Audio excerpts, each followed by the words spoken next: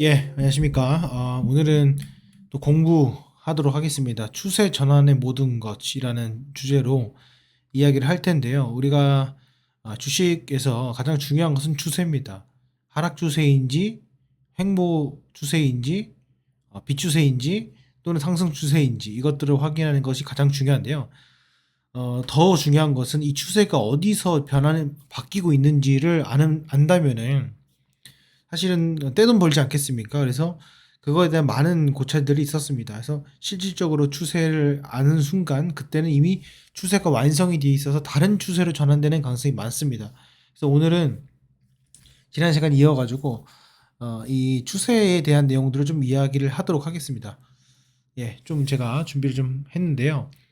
흔히 많이 사용하는 것이 이제 LRL, LRS입니다. 그래서 어떤 추세를 가격으로 봤을 때 이걸 이제 어, 분산된 것을 이제 회귀 추세로 선을 긋고요. 그 추세를 값으로 나타낸 것이 이제 LRL, 그거를 기울기로 나타낸 것이 LRS입니다. 지난 시간에 말씀드렸던 것은 이제 LRL입니다. LRL 20은 한 달을 의미하고요. LRL 10은 2주를 의미합니다. 그거의 전반적인 추세가 바뀐다는 것은 진짜로 추세가 바뀔 가능성이 크다라는 내용이고요. 뭐 10일 내내 떨어질 가능성도 있고요. 그리고 20일 내내 떨어질 가능성은 뭐 대추세 하락 정도에서만 발생을 합니다. 그래서 이 두 개의 지표를 제가 10일과 20일로 넣고요.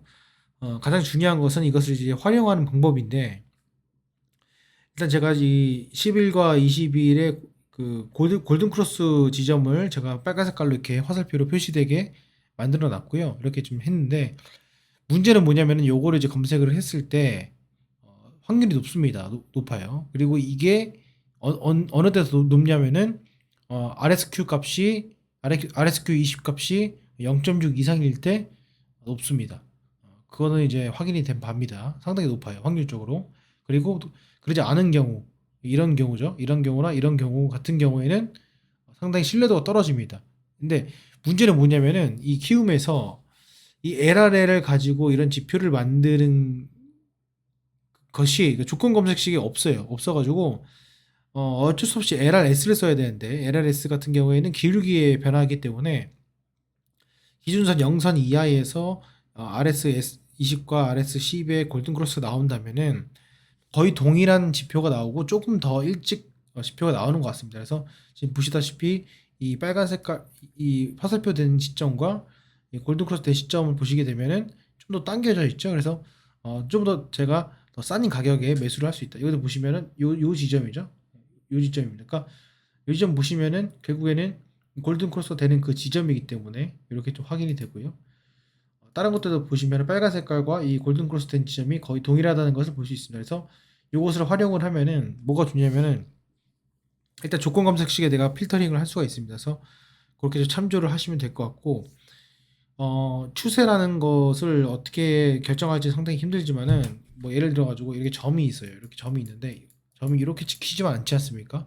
뭐 때로는 이렇게 지키고 이렇게 지키는데 이거를 선형 회기로 그어서 이거에 대한 신뢰도 값을 RSQ 값으로 신뢰도를 보여주고요. 이 RSQ 값은 전체 0에서부터 1까지 나오고 1은 얘가 일직선으로 이렇게 된다라는 거고요. 그 이하로 떨어지면 이렇게 되는 건데, 기본적으로 추세의 전환이라고 하면 추세가 전환되기 직전에 추세가 확실해야 된다. 그게 10일, 10일, 그게 20일간, 한 달간 그 추세가 확실해야 된다. 그렇기 때문에 추세 전환이 이루어지는 거고요. 그 전환되는 시점은 기울기가 변하면서 최근 트렌드 10개의 트렌드가 먼저 바뀌기 시작하는 이 골든 크로스 시점이다 라는 그 핵심적인 포인트고요.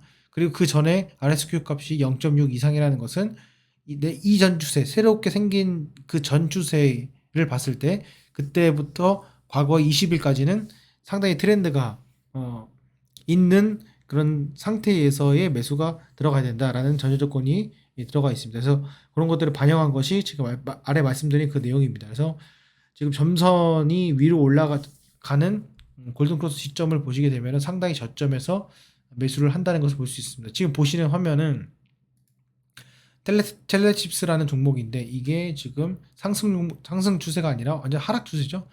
하락 추세임에도 불구하고 실패되는 그 곳을 보면은 몇 개 없습니다. 거의 없다고 봐도 무방하고요. 있는 실패된 위치는 RSQ 값이 낮다. 이거 좀 확인하시면 될 것 같습니다. 그래서 실질적으로 봤을 때 상당히 엑기스적인 위치에서 매매가 가능하다. 이런 내용입니다. 그래서 지금 보시면 여기 화살표가 두 개 있죠. 여기는 지금 RSQ 값이 적습니다. 그러니까 즉 이 과거의 비추세였기 때문에 지금 추세 전환은 비추세일 가능성이 크다. 이렇게 말씀을 드리고 싶습니다. 그러니까 하락 추세에서 횡보를 하든지 아니면 뭐 횡보 추세에서 상승하든지 해야 되는데 추세 자체가 없는 상태에서 이게 골든 크로스 나와버리면 그거는 의미가 없는 지표이기 때문에 그렇게 보시면 될 것 같고요. 요것도 지금 걸러낼 수가 있고 여기도 걸러낼 수가 있습니다. 여기도 걸러낼 수가 있고요. 여기는 지표가 잡힙니다.